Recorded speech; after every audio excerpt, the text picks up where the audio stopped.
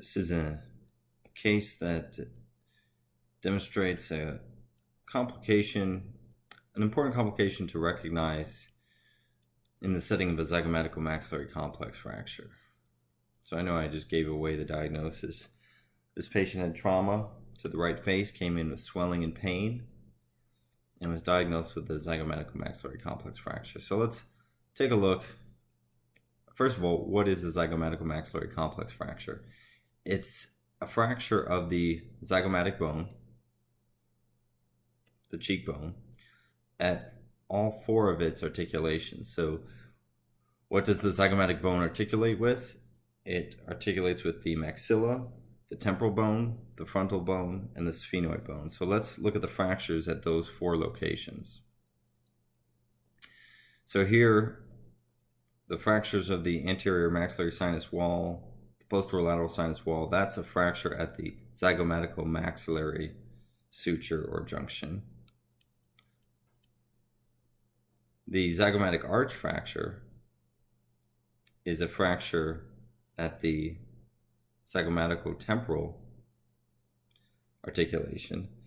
And it usually fractures in two places because the arch simulates a ring with the maxillofacial skeleton. So you'll commonly see two fractures there.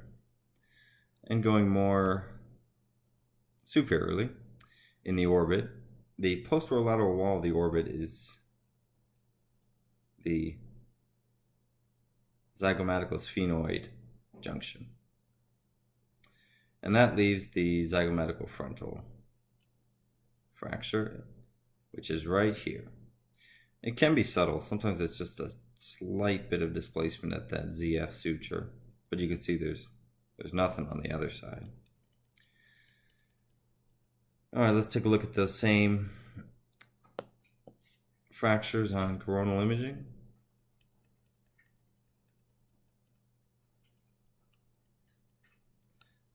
You can kind of see the fracture of the arch right there.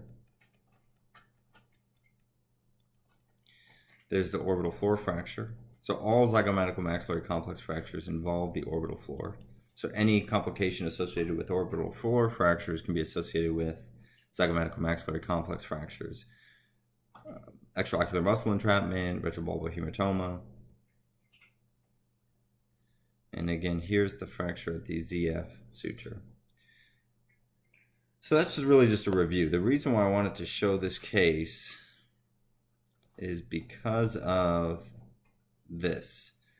The zygomatic arch fracture is depressed such that it is impinging upon the coronoid process of the mandible, and that's pretty important. This needs to be treated on the sooner side. You don't want healing to begin to take place, which could cause an ankylosis between the zygoma and the mandible and cause limited opening. Normally, a zygomatico maxillary complex fracture doesn't need to be treated real quickly. It could be treated a week later, let the swelling go down, see what the deformity is, see if it even needs to be treated at all. Because typically there's no functional impairment.